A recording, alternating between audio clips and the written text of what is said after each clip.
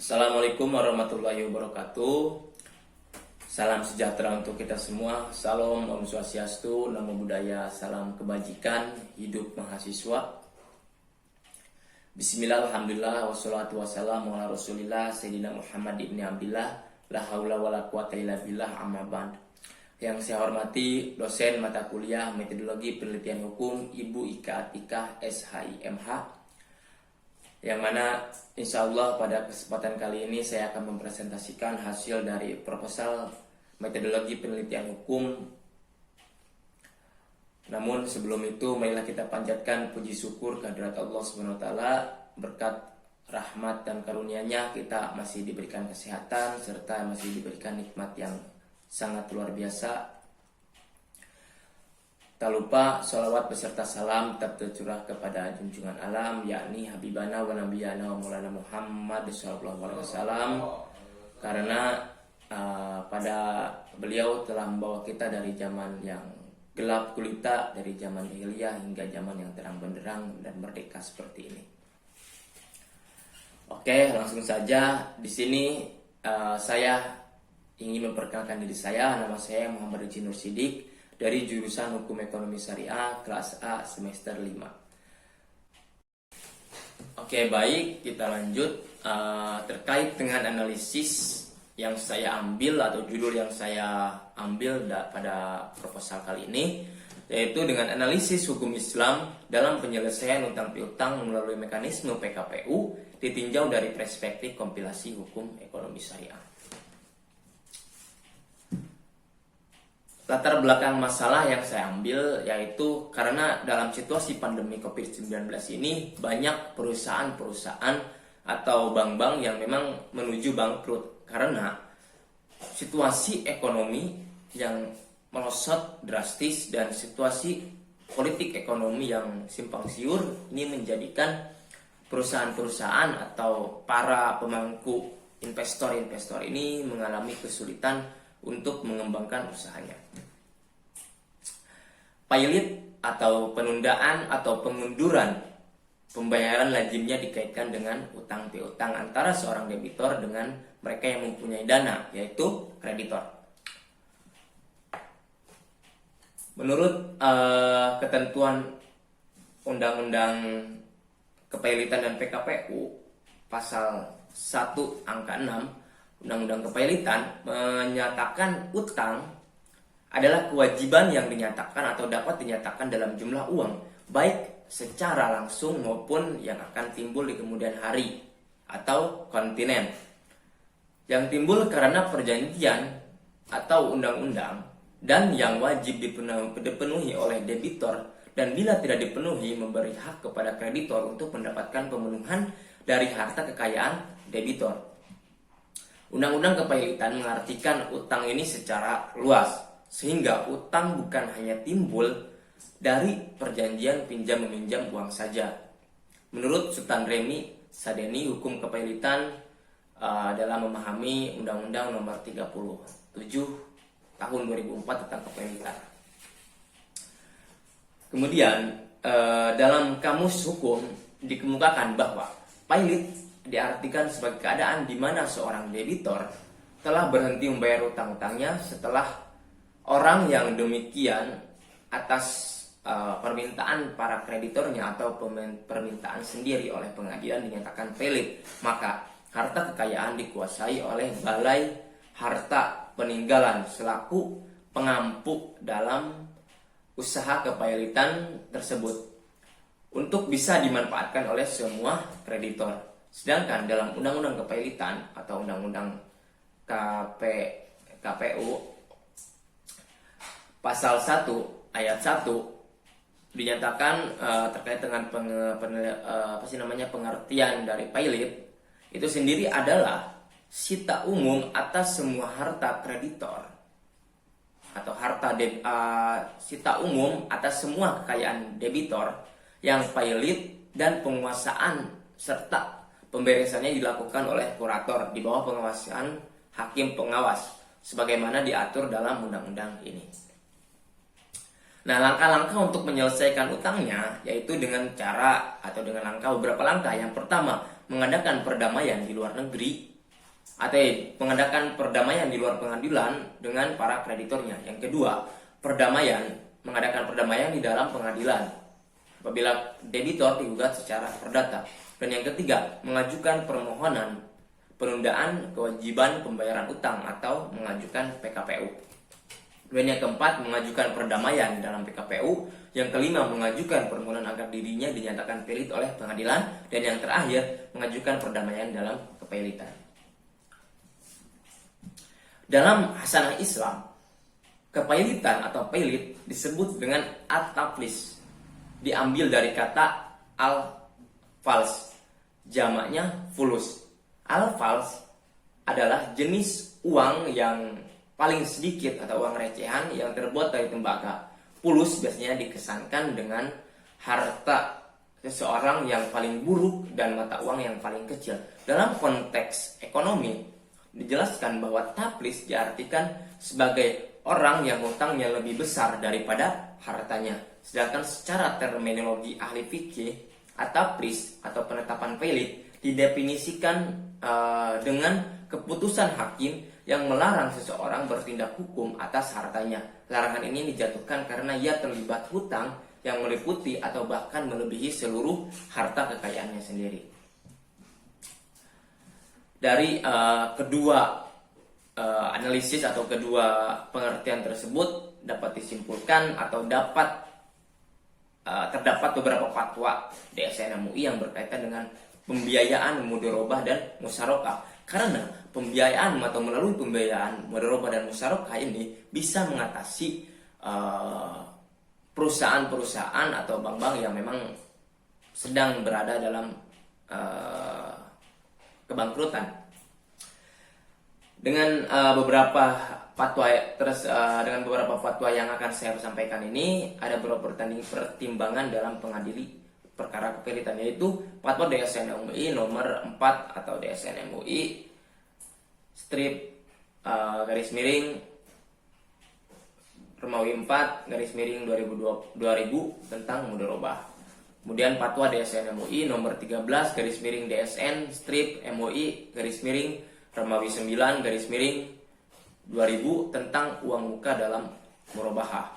Nah, dari beberapa fatwa-fatwa tersebut, dalam fatwa yang paling utama dalam fatwa DSN MUI nomor 17 garis miring DSN strip MUI garis miring Romawi 9 garis miring 2000 yang membahas tentang pembiayaan dan penundaan pembayaran utang dalam mudharabah adalah apabila nasabah yang memiliki kemampuan tidak dibenarkan menunda penyelesaian utangnya jika nasabah menunda-nunda pembayaran dengan sengaja atau jika salah satu pihak tidak menunaikan kewajibannya, maka penyelesaian dilakukan melalui badan arbitrase syariah setelah tidak tercapai kesepakatan melalui musyawarah.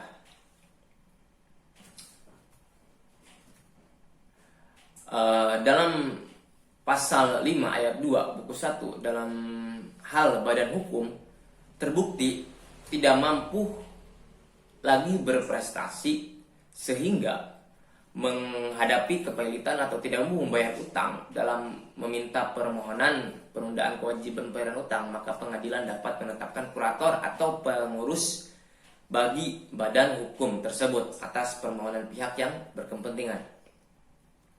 Peraturan Mahkamah Agung nomor 14 tahun 2016 tentang tata cara penyelesaian sengketa ekonomi syariah yang tertuang dalam KHS, setelah melalui 2 kali pembahasan terbentuklah rancangan Perma atau peraturan Menteri Mahkamah Agung. Akhirnya pada tanggal 21 Desember tahun 2016 Perma tentang tata cara penyelesaian perkara ekonomi syariah disetujui dengan menunda salah satu pasal, yaitu taflis atau kepailitan. Hal ini menjelaskan bahwa belum adanya kepastian hukum yang mengatur tentang penyelesaian kepailitan dalam bidang ekonomi syariah, termasuk dalam perkara kepailitan perbankan syariah. Sedangkan pembahasan mengenai penyelesaian kepailitan dalam Islam bukan merupakan perkara yang baru lagi. Oleh karena itu, saya mencoba menjelaskan prinsip syariah yang terkandung dalam kitab-kitab fikih yang selaras dengan prinsip ekonomi Islam dalam penyelesaian perkara kepailitan. Atas dasar ini, saya tertarik untuk menelaah lebih dalam melalui karya ilmiah berupa penelitian hukum yang berjudul Analisis Hukum Islam dalam Penyelesaian Utang Piutang melalui Mekanisme PKPU ditinjau dari perspektif kompilasi hukum ekonomi syariah. Oke, baik, dalam rumusan masalah di sini saya ada dua rumusan yang saya ambil. Yang pertama, bagaimana pertimbangan hukum dalam penyelesaian kepailitan dan PKPU menurut perspektif hukum Islam dan kompilasi hukum ekonomi syariah atau KHS. Dan yang kedua, apakah pertimbangan hukum dalam putusan dalam penyelesaian mekanisme kepailitan dan PKPU ini sudah sesuai prinsip syariah yang berdasarkan pada perspektif hukum Islam dan KHS. Tujuan penelitian. Penelitian ini bertujuan untuk menjelaskan tentang landasan hukum yang digunakan dalam penyelesaian kepailitan dan PKPU berdasarkan teori hukum Islam dan KHS. Dan yang kedua, penelitian ini bertujuan untuk menjelaskan apakah dalam penyelesaian mekanisme kepailitan dan PKPU sudah sesuai prinsip syariah yang berlandaskan pada teori hukum ekonomi syariah. Manfaat penelitian. Manfaat penelitian ada dua aspek. Yang pertama, aspek teoritis, dan yang kedua, aspek praktis.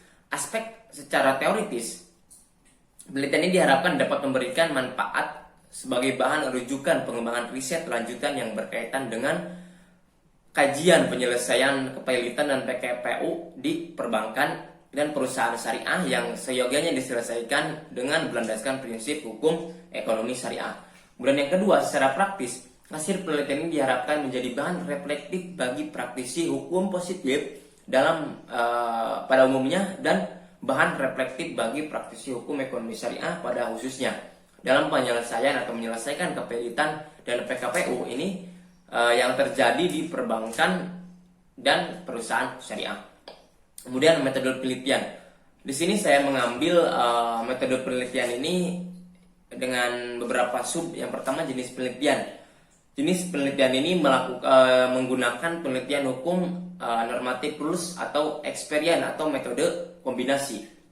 Kemudian pendekatan penelitian, cara pendekatan atau approach yang digunakan atau yang saya gunakan dalam penelitian normatif akan memungkinkan saya untuk memanfaatkan hasil-hasil temuan ilmuwan atau ilmu hukum empiris dan ilmu-ilmu lain yang untuk berkepentingan dan analisis serta eksplanasi hukum. Dalam penelitian hukum ada beberapa pendekatan yang saya ambil. Salah satunya pendekatan perundang-undangan atau statu approach dan pendekatan analitis atau analytical approach. Kemudian sumber data dan bahan hukum. Yang pertama, sumber data bahan hukum. Sumber data sekunder merupakan berbagai informasi yang telah ada sebelumnya dan dengan sengaja dikumpulkan untuk melengkapi kebutuhan data penelitian. Nah, bahan penelitian ini saya menggunakan bahan kepustakaan yang terdiri dari bahan hukum primer, hukum sekunder, dan hukum tersier. Yang pertama yaitu bahan hukum primer, yaitu bahan hukum yang sifatnya mengikat seperti peraturan undang-undang, jurisprudensi, dan perjanjian internasional. Saya tadi mengambil beberapa dalam undang-undang dan ada juga perma atau peraturan Menteri Agama. Dan bahan hukum sekunder yaitu bahan yang memberikan penjelasan berbagai bahan hukum primer seperti rancangan undang-undang dan hasil penelitian buku-buku ilmiah. Kemudian hukum tersier yaitu bahan yang memberikan petunjuk maupun penjelasan terhadap bahan hukum primer dan sekunder seperti kamus, ensiklopedia, dan indeks kumulatif. Kemudian yang kedua, teknik pengumpulan data. Di sini saya mengambil menggunakan penelitian ini dengan sistem data sekunder.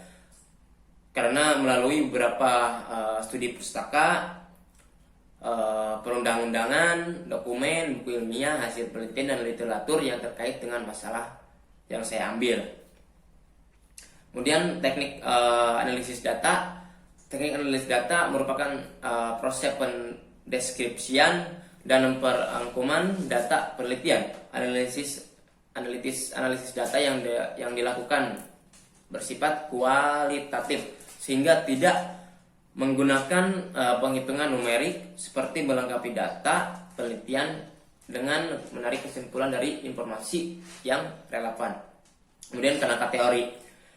Dalam kerangka teori ini seperti yang saya sebutkan atau saya jelaskan tadi di latar belakang, bahwa pengertian dan landasan hukum kepelitan dan PKPU menurut ensiklopedia Ekonomi Keuangan Perdagangan, pelit adalah suatu keadaan di mana seseorang yang oleh suatu pengadilan dinyatakan bangkrut dan yang aktivitasnya atau warisannya telah diperuntukkan untuk membayar utang. Sedangkan menurut Undang-Undang Kepelitan dapat diartikan sebagai sita umum atas kekayaan debitor yang pelit. Pengurusan dan pemberesannya dilakukan oleh kurator di bawah pengawasan hakim pengawas sebagaimana yang telah diatur dalam undang-undang.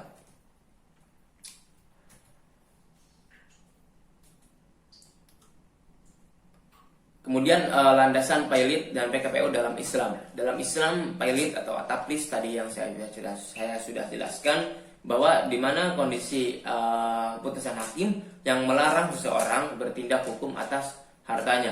Larangan itu dijatuhkan karena terlibat hutang yang meliputi atau bahkan melebihi seluruh hartanya.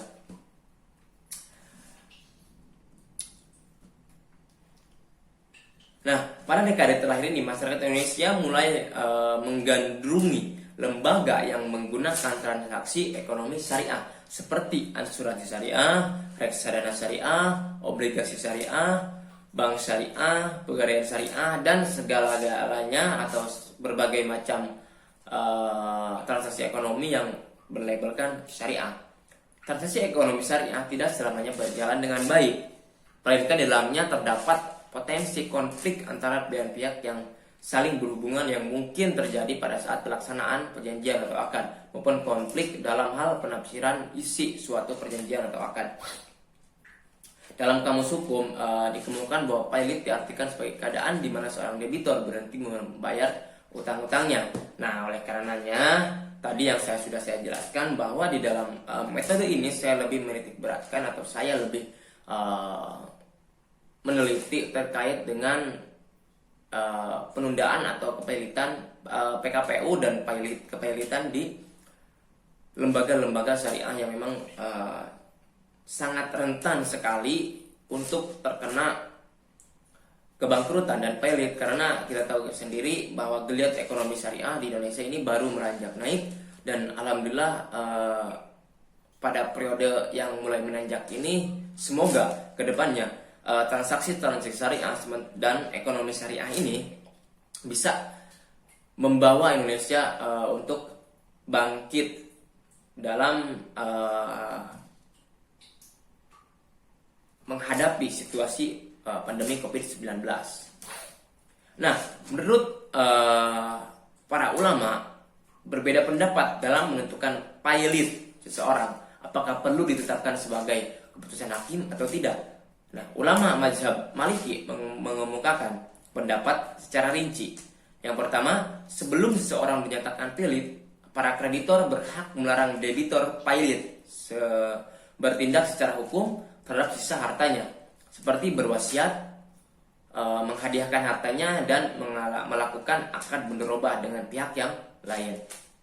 Kemudian persoalan utang piutang ini tidak diajukan pada hakim dan pihak debitor, serta kreditor dapat melakukan asluh atau perdamaian. Kemudian yang ketiga, pihak kreditor mengajukan gugatan kepada hakim supaya debitor dinyatakan pelit dan mengambil sisa hartanya untuk membayar utang. Nah, mungkin hanya itu saja yang dapat saya presentasikan melalui media virtual ini. Semoga insya Allah kedepannya saya akan meneliti lebih rinci lagi terkait dengan metode penyelesaian atau analisis penyelesaian kepelitan dan PKPU ditinjau dari perspektif hukum Islam, dan atau yang lebih saya tekankan itu kepada KHS-nya. Maka dari itu saya mohon maaf apabila ada kesalahan kata dalam penyampaian saya.